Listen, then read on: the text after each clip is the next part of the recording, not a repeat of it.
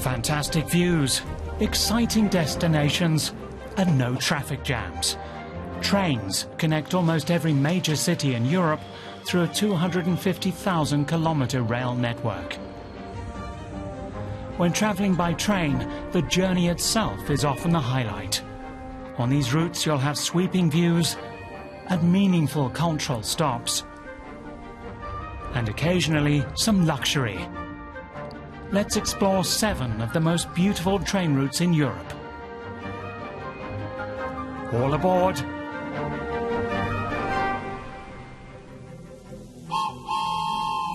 We start with the longest and perhaps most legendary train journey, the Orient Express, which stretches over 3,000 kilometers from Paris to Istanbul. After visiting the sights of the French capital, you have a train to catch at Gare de l'Est station. From there, the journey sets off in luxury and style, just as it did on its first trip in 1883. The train consists of dining and sleeping cars, and guests can expect to be pampered. First stop, Budapest. The Orient Express pulls in long enough to see some of the Hungarian capital's main sights.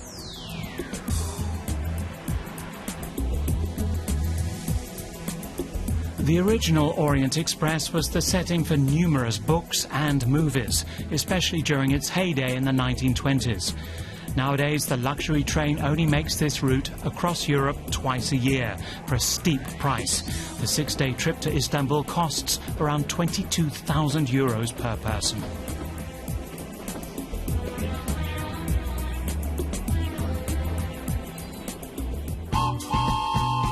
Our second recommendation is the Glacier-Express in Switzerland. The 8-hour journey through the Swiss Alps begins in St. Moritz and ends in Zermatt, 2 ski resort towns popular with the rich and famous. The Glacier-Express describes itself as the slowest express train in the world, with an average speed of only 38 kilometers per hour. It passes through 91 tunnels and across 291 bridges, the most famous of which is the Landwasser Viaduct, part of a UNESCO World Heritage Site. After a few hours, you reach the highest point of the route, the Oberalp Pass, at 2,033 meters. It's one of the most stunning mountain passes in Switzerland. After 7 hours of travel, the sun sinks behind the mountains, and nearly 300 kilometers later, the Glacier-Express reaches its destination, Zermatt. If the weather is on your side, you might even catch a glimpse of the famous Matterhorn before the journey ends.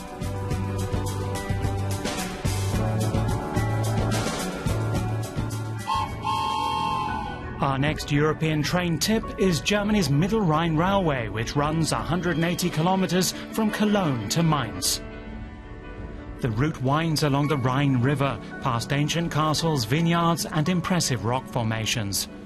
Tourists have been visiting this section of the river for centuries thanks to its beautiful landscape. We recommend stopping in Sankt Goar to visit the Lorelei. This rock is the subject of a famous legend about a siren who lures men to their death.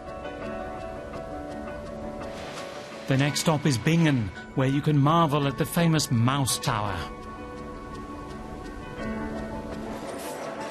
And in 3 hours you've reached your destination. Be sure to explore Mainz. It's one of the oldest cities in Germany and has plenty of beautiful half-timbered houses. And the Mainz Cathedral, which is over 1,000 years old.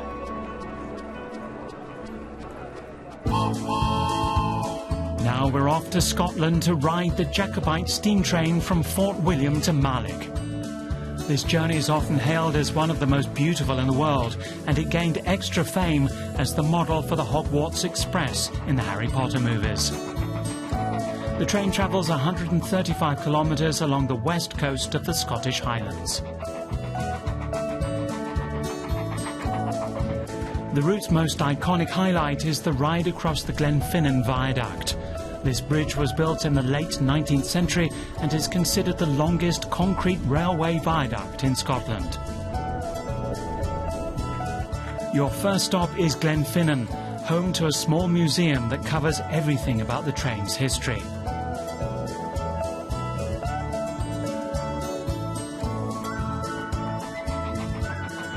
Once you reach Baulig, there's time for a snack. Fish and chips are very popular here. Most travellers then return to where they started.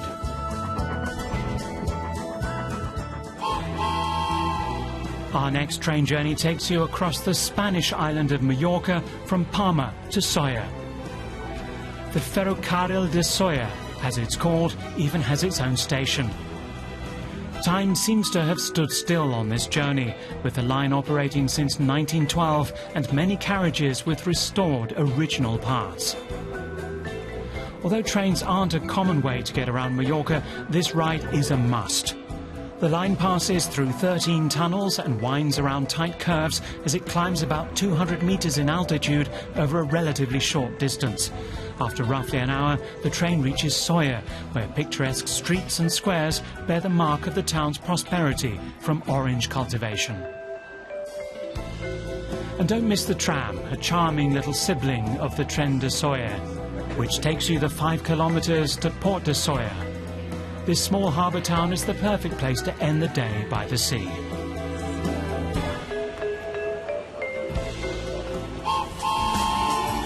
And now we're off to Norway. The Flåm railway line from Myrdal to Flåm is only 20 kilometers long, but it's still breathtaking.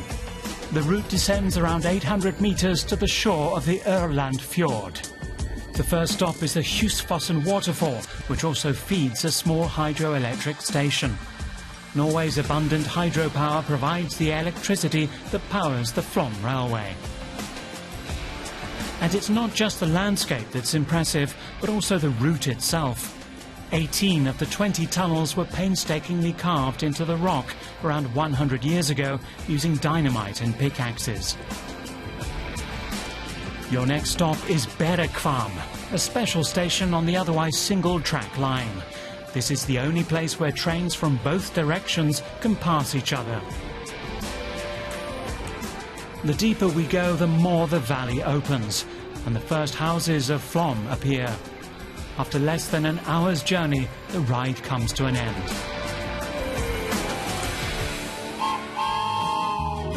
Our last and shortest route recommendation is the Cinque Express from La Spezia to Levanto. Cinque Terre, or Five Lands, refers to the 5 coastal villages nestled in the hilly landscape of the Italian Riviera. The train route winds its way along the coast for around 15 kilometers. When it was built, its construction was hailed as a technical masterpiece. First stop Venezia. This picturesque village has been a UNESCO World Heritage Site since 1997. The Cinque Terre region is known for its more than 120 kilometers of hiking trails, giving you plenty of opportunities to explore the landscape on foot. But it's undeniably more comfortable taking the train. There are lots of tunnels along the route and plenty of stunning sea views.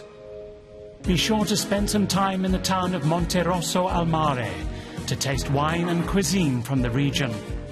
With our trip through Cinque Terre, we wrap up our recommendations for Europe's most scenic train journeys. Which route is your favourite? Share your thoughts in the comments.